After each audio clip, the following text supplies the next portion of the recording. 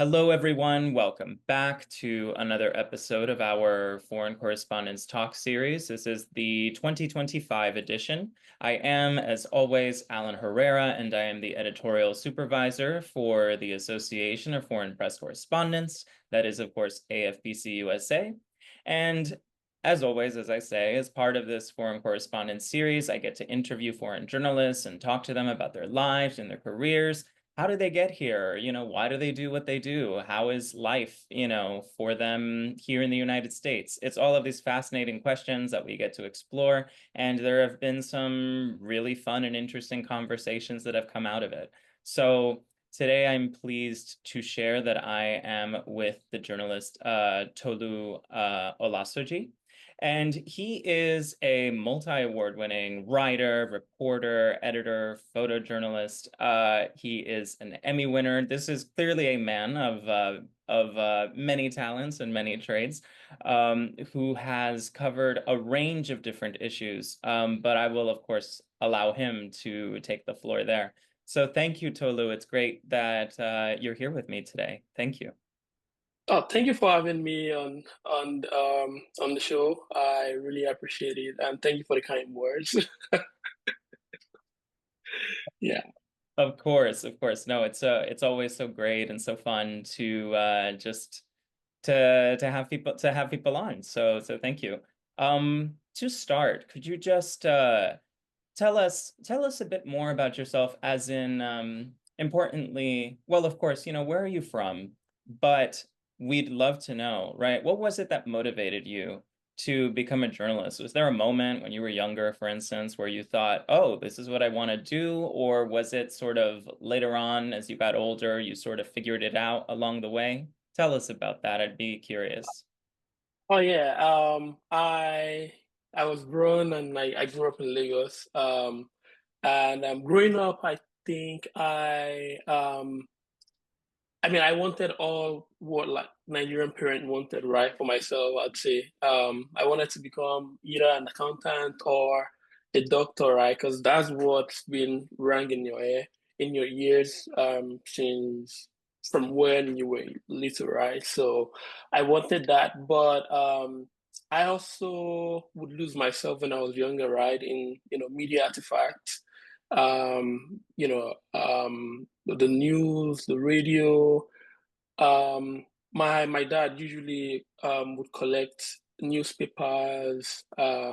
He always has a working radio at home, and I would battle him for the radio. A lot of the radios around my house were when I was younger were not working again, but that was because of me, right? Because I probably would run the battery down just to like listen to radio, but also the television and in newspapers also. I'll pick sections in the newspapers that I really like. Could be entertainment, could be sports, could be arts, and then I grab it and then I hide it. I stash it under my bed. you know, I stash it under my bed so I could revisit it. It was all sort of medias. There was also like comic books also that I was really interested in. So I think I had a fondness for creating information, right? For media making, I'd say, from when I was younger, right? And I university came and then I had done a diploma in computer engineering and then I went to university to like study banking and finance. I think it was the third year and I realized I think I really wanted to like write, but I wanted to like write sport because I at that point in time, I had become, a big soccer fan to start with, and then other sport came behind soccer then, and I was some sort of a walking encyclopedia, right? I thought I knew everything about soccer, right? Because I mean, people would ask me things, and then I can give them information right off the bat, right? Because I would consume an insane amount of information about sports, about soccer. And the first time I reached out to this person from from another university that's within Lagos. I attended Lagos State University. It was like University of Lagos. So someone in my banking and finance class at spoke with me and asked if I was ever remotely interested in, in writing. And I was like, think I am. So because I tried my hand at writing. I think I was reading some pieces on The Guardian UK on their spot page, and I tried my hand at writing, and I was just like, "Ah, whatever, I sucks." So I told the person, I said, I think I am. So the linked us together, right? But I think that conversation sort of like sparked something in me, and then I reached out to Goal.com is a multinational soccer outlet covering the soccer news itself and then culture around it. So I reached out to them because I think they are if I remember correctly, they had something for up and coming writers, right? They had a spot for them to like contribute. So I reached out to them. That was December 2013. Reached out to them. I was in my third year in studying banking and finance at Lagos State University. I reached out to them in December. They responded. They were interested in in whatever I had going on, and the editor, Ed Dove, asked that I sent him a draft of whatever I was working on, and that was how it began, really. After sending me a draft, then I responded to the other guy, the publisher, who was studying in a different university, and then I started maintaining the spot page of a community newspaper while also writing for a multinational soccer website. So that was how it started, and then from there on, I've evolved drastically. I've evolved to like cover a lot of because I just want to, I guess I write before I write about what I find curious, or what I'm not or what I want to like learn more about, I guess. So I've moved to cover several bits. I've covered sports, business, technology. I've covered solutions journalism. I'm currently in a training to become a trainer in solutions journalism. I've covered geopolitics. I covered geopolitics actually. I covered emerging technologies like AI and AI policy.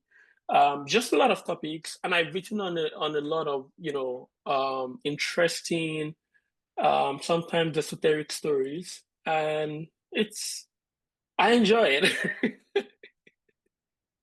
I mean, it sounds like it, and I mean, you that is such variety, right? And I can say as Yeah, someone who can relate to this, to something that you said a little earlier, right? There's such variety, and you're not going to necessarily get that variety being a doctor or a lawyer or an accountant. Like my yeah, Yeah, like my family was all about that. Be a lawyer, be a doctor, be an accountant. I literally have relatives who are accountants. And when I was younger, and this is no offense to the accountants out there, because everybody has, their own skills and the things they're good at. I know what right, I'm good at. You know what you're good at, and I know that I would have found accounting very, very boring and unfulfilling. Sadly, much to much to my family's disappointment.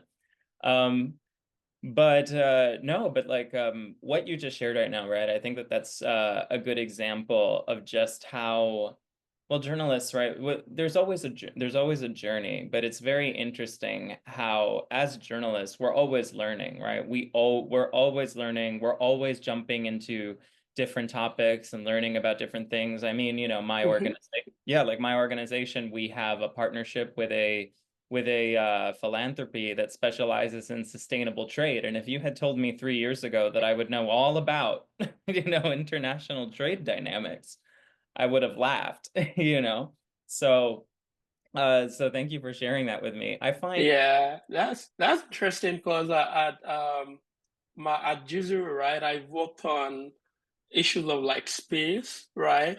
The Mhm. the geopolitics of space. I've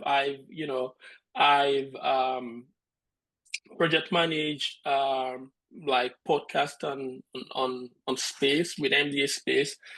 I, just interesting topics, right? And I'd say like the education we all got weren't waste because you find them useful while you're trying to like synthesize, information you had not thought you were going to like, get into, or for example, in my case, while I was a business and tech reporter at contributing at Quartz, I found myself digging, going back to my banking and finance basics, right? To understand concepts, and a lot of the terms I was able to like catch on the fly, right? And I actually still use the financial literacy, right? In my personal day-to-day life. It has come in clutch when I was a freelance journalist, right? Just trying to like, manage my own personal finances and all of that. So I think like you rightly said, we learn on the fly, and if education we've gotten in the past are just what makes us, become really adaptable to a lot of the situations because we have those ideas. Yeah. No, absolutely. And speaking of adaptability, I mean, you're from Nigeria and you are a world away, world away now. Yeah. And that you're, Yeah. yeah, you're in the US now. So what was it like for you coming to the United States and having to adapt to an entirely different society and navigating a different work culture, for example, and different Yeah. expectations? Yeah. I'd say I've been a little bit familiar with the American culture, but like not the entire American culture, because I've worked with American newsrooms, right? Before I moved to the US, I was working as a contributing editor, staff writer at Reasons to Be Cheerful, a solutions journalism platform, and I was also co-writing Quartz weekly newsletter. I had a section there. So that meant I had experience having conversation with like, Americans, right? Be it editors, be it folks in the finance department, right? Handling invoicing and all of that, right? Or the newsroom leadership. I've had experience, but yeah, it's true. Um, moving here finally, as I mean, there are a lot of things you can learn remotely in Nigeria because like you're literally in the country now. You have to like experience it for yourself. In terms of culture, I'd say it's quite different from the Nigerian culture, right? In the US, for instance, like you have, it's a country of contrast, right? There's like deep inequality, and then there's boundless innovation. Both of them sort of like coexist, and also they're just like you'll be shocked at how organized the system is, but there are other systems that are not like organized, right? Or they just set up or they're unorganized by design, right? They just set up to like frustrate you, right? For example, immigration, I have first-hand experience of that, right? Or healthcare. One example of healthcare that I can give you right off the fly is I've been battling with Aetna for the past 5 months to give me an explanation of benefits. Something it's literally a document that they wouldn't, give. I'm even quoting a policy, but I'm not able to get it, and it's been 5 months and it's really they're not paying, they're not giving me the money. I literally just need the document to access money that my employer had set aside, and that meant I have to start keep paying from my pocket, right? So um it's it's interesting. It's just a lot of contrast in terms of the American society. So yeah. Well, to that end, I mean, how has it felt, I guess, and this would be interesting for me to know. How have you been able to connect through your work here with other Nigerian journalists and other African journalists? What has it been like working within that community and with your community here on the other side of the world? Oh yeah. There are a lot of Nigerian journalists in the US, especially in New York, because a lot of them, a handful of them, I'd say, went to Ivy League schools like Columbia and the likes, right? So, and they're usually maybe in New York. And I'm also, I work in New York, so I've been able to lean on them for for community, right? For times of help, and also just hanging out, having Nigerians and Africans to have conversation with, to be in community with, right? I've been privileged to have all of that in the US. And while you've been here in the US, what is it that can you share with me, for example, what Yeah. has been perhaps one of your favorite stories to work on maybe in the last year or so, or beyond that? There's so many different opportunities to report on so many Yeah. assets of American culture and society. But Yes. yeah, but I'd be curious to know, especially because you have such experience, covering a wide variety of different topics. Yeah. I'd say the favorite one I covered was actually being a producer during my master's program was addiction in America, right? I covered it from different fronts, right? I covered it in photography, covered being a producer in the newsroom, also TV. Then that went on to win an Emmy for TV production, right? So I've covered it through a solutions focus a solutions lens. Sorry, I've covered it through a solutions lens where I just highlighting the issue, right, and then also highlighting responses that people are preferring to the problem, right? Solutions people are preferring to the problem. So I've spoken about peer recovery system, right, on opioid addiction in the United States, right? And I think that is really interesting to me, or um, it's such an important topic to cover, to just highlight how deeply rooted all of this is, right? When I moved to New York, right, I saw also in Samboro in New York, right? It's part of the top cause of people's deaths and all of that, right? Opioid addiction. So that was really a topic that has been the most significant for me, and it's a topic I hope and wish to continue covering, right? As people figure out ways to help one another, right?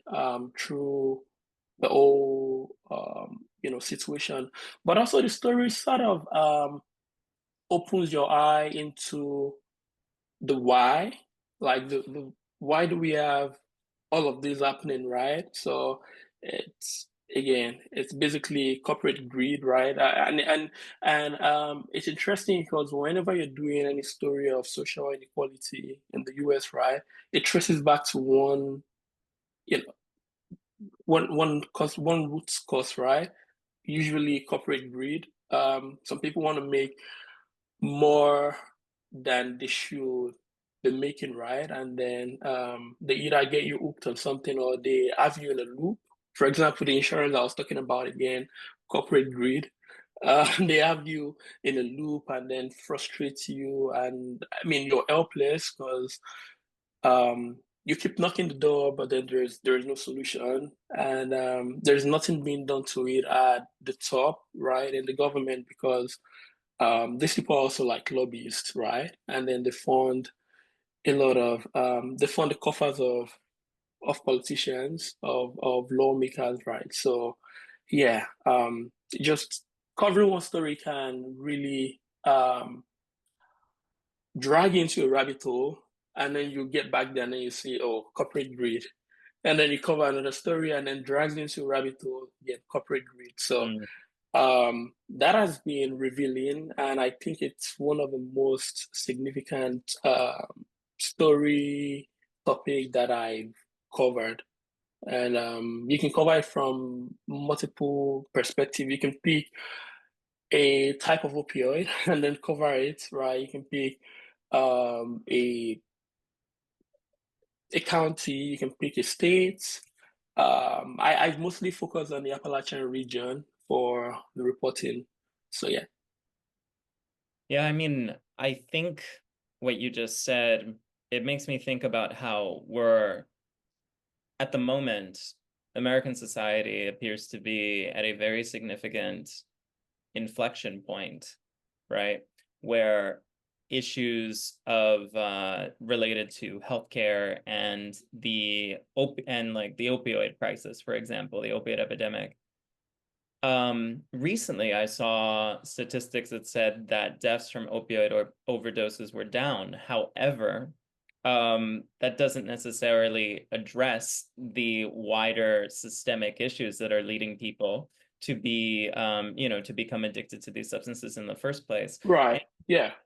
And it does ultimately come down to corporate greed. And it's fascinating how successful the companies have been Oh, at, it does fascinate me, right, at commandeering the conversation, but also the fact that they've continued to push back against journalists who've just, done their due diligence on this topic. There was a book that you may have heard of called Empire of Pain, which examined the Sackler family, right? The Sackler family and the rise of Oxy and how all of that got funneled down to the public.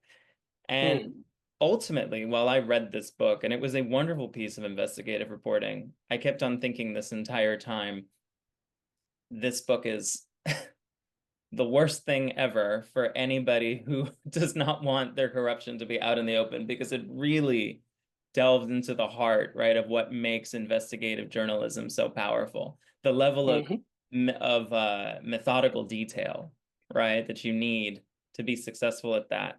It continues to it inspires me, right, and it's something that I very much admire.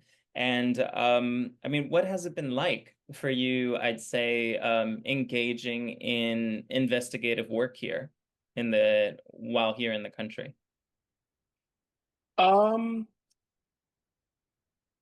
I'd say I've not really delved into a lot of investigative stories, right? I just think with solutions journalism, it's it's the adjacent of investigative journalism, because like you're using the same technique, right? Hmm. To like find, a pattern, fact, and also sourcing, but also there's a an element of what are people doing, like what are the responses to this societal issue, right? Which takes it a step ahead, right? When it comes to like investigation and stuff, right? It's similar technique. But I'd say the issue I faced, or what was the question again? Just your experiences, I'd say, Oh uh, yeah, navigating investigative journalism in the country. Yeah. my experiences. I think I don't know if they're like similar to experiences you encounter elsewhere. It's mostly of trust, Hmm. right? Your sources, you having to like um earn the trust of your or your sources having to earn your trust of I Hmm. think. Yeah. But yeah, because it's been a lot of journalism that has been extractive, right? Yes. that also hasn't given the sources and agency, right? It's just about we have a deadline, we got to get the story done, and then we're done, and then we'll move on, right? There's usually no checking back on the people you just told your story, or also just giving them what's it called, the agency.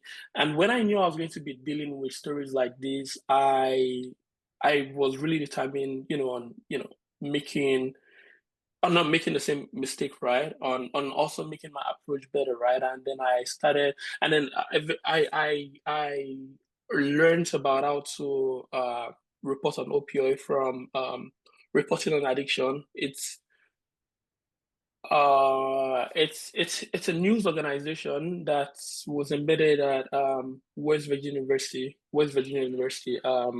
It's funded by Solution Journalism Network also, right? So basically gives journalists the tools to navigate investigations on opioid or stories on opioid, right? But also getting retrained on trauma-informed journalism and also empathy-based journalism, right? So all of those things are really important because a lot of this community we're going into, they've been scarred, they've been traumatized by not only by what they're dealing with, but by the media treatment, right? So it's really important to approach them. So that's one of the things I've learned, or I've yeah, learned. I think it's learned, yeah, and I've also incorporated into my work, especially when dealing with you know communities in the backdrop of the society. So that's one of the things, yeah. I like your point though about solutions journalism, because we need to be able to give I think, and this is a topic that I've touched upon with other journalists, that I've interviewed over the course of this series. But many of them have expressed their frustration, a frustration that I certainly share, with stories that are just centered a bit more on doom and gloom and that sort of take the human element out, right? And I'm Out glad, of it, yeah. yeah, and I'm glad that there has been more of a push to put people's stories more at the forefront, especially when we're talking about marginalized communities. And then it seems, right, like when we talk about this, it seems counterproductive. Like, what do you mean you're not putting human beings at the forefront of stories, right? Like ultimately, that's what journalism is all about, right? Journalism is not. Yeah, it's very odd to me, right? But when I look back on it, of course I've read stories that have had um more of a detached approach, right, to certain topics, even though these issues have a significant and in many cases a substantial, such as in the case of the opioid crisis, a substantial human cost, right? Mm. Yeah. And yeah, and standing by your sources, right, and the integrity of your sources is so important. That's another thing that I find very interesting. So much about journalism is rooted in trust, and sadly, we are experiencing a time in society, not just American society, but in societies around the world, where people have lost confidence in media. They don't think that it represents them. In fact, they think that they're not represented or that they're misrepresented. And in some cases, Rightfully so. yeah. And in many cases, I wonder, wow, like which one is worse, right? But the point of the matter is that it shouldn't be that way. And it is No. no, and it is incumbent on, on all journalists to step up to counter these problems. And I can imagine um that's a tall order, especially when you're a foreign journalist in a country where you have fewer resources available to you than your native born counterparts. Yeah, yeah, that's true. But I'll also say I lean a lot on my personality. Um, it helps that I'm able to like connect with any type of person.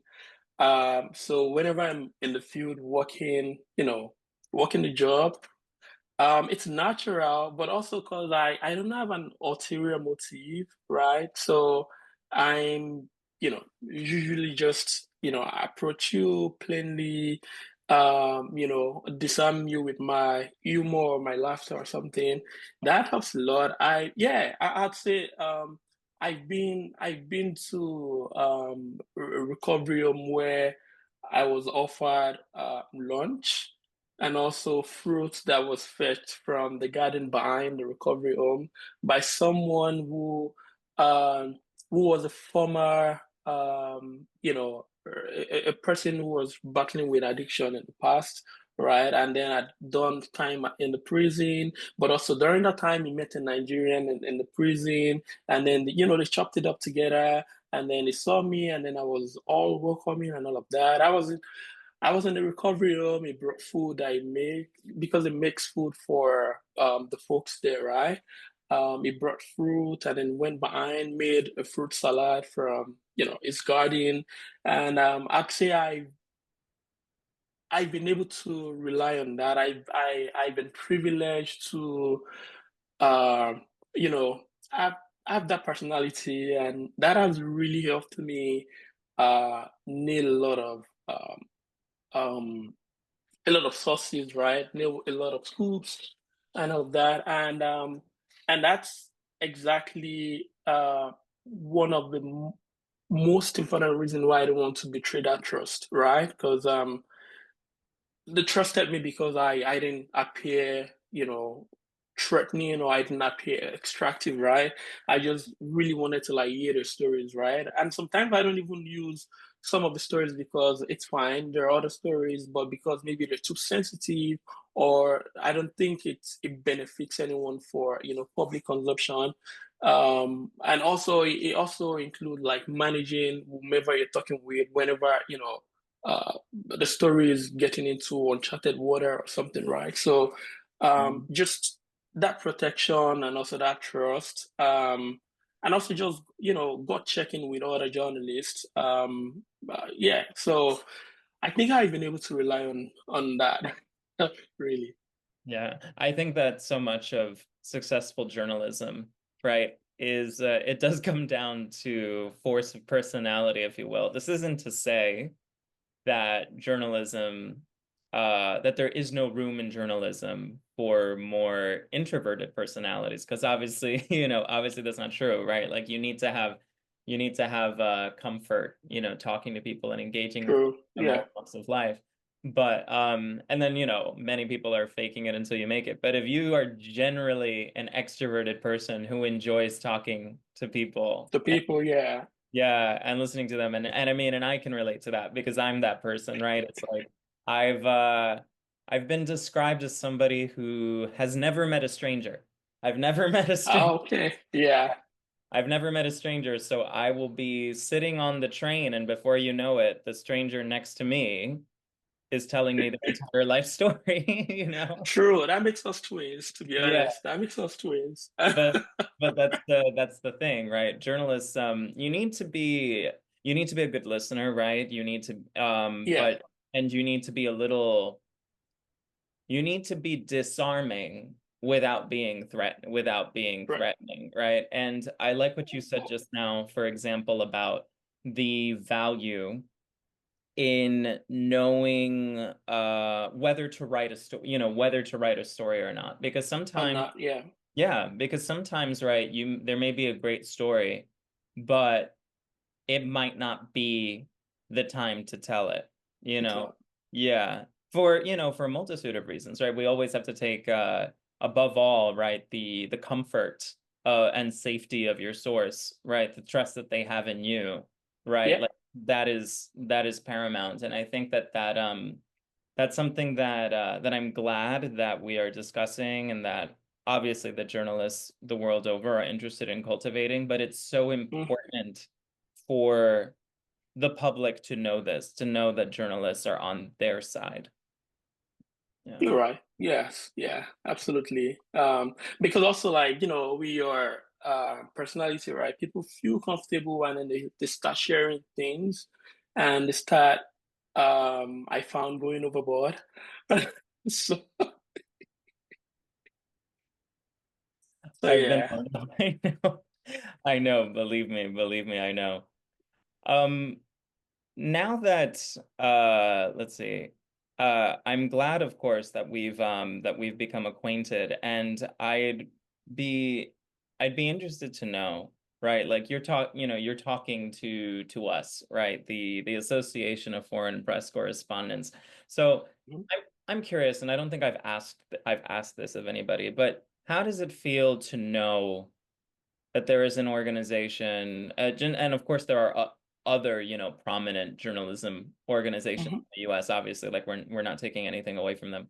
But how does it feel to know that there is an organization like ours that is specifically catering to you, to your needs as a foreign journalist in the U.S.? I think it boils down again to finding community, right? I think that's what, because I've been to a couple events at Foreign Press, and found I found people that I've been conversing with on social media, on Twitter, on Instagram, right, at the event, and then that was the first time we ever seen each other, right? And then they're introducing me to other people they've met or people they're just meeting for the first time in person, and I mean I still stay in touch with them, so I think that is important, right? Because then there's just a lot that we are able to like discuss, right? That we wouldn't be able to discuss in an American newsroom or with American journalists, right? Because they don't really they can't see things from our own point of view, right? Because we're foreign correspondent, basically we're from different countries where things are done differently, right? And so just having a platform that is like foreign correspondent, right? Just helps with like community when you have issues, you have people to like call on. When you need support, you have people to call on. So I think it's really great to have this association. Really, thank you. Thank you for sharing that with us. I think that you've shared so much with me today that is, it's so thoughtful and it's representative of just why foreign journalists are so important and why we need Oh, the yeah, yes, why we need the voices of of foreign correspondents, we especially do. We like do like I mean we come with a totally different worldview. We come with unique perspective, different culture, but also it's a country, it's a society that is diverse, right? Diversity is the power, of the American society. Really, it's at the core of the American society. So you need foreign correspondents, people that can tell stories or the of the different communities in the United States. So you need journalists because they basically have lived they have shared experiences with the other people in the community, right? Not just Americans. They have they have similar experiences and they can add richness and context to whatever stories they're telling, right? So, really important for the American society. Yeah. absolutely. And that is it's imperative because it ultimately helps society come together and remember that ultimately, and this is a great thing that I certainly appreciate about journalism. It serves as a reminder that we all live together on one planet, and it helps Yeah. us develop empathy and understanding for the people around us. So Absolutely. absolutely. So thank you, Tolu, for being here with me today. This has been a very insightful conversation that I've very much enjoyed. And I know that we here at AFPC USA look forward to any and all of your future contributions. So thank you. An absolute pleasure. Thank you so much. I've enjoyed speaking with you. Thank you.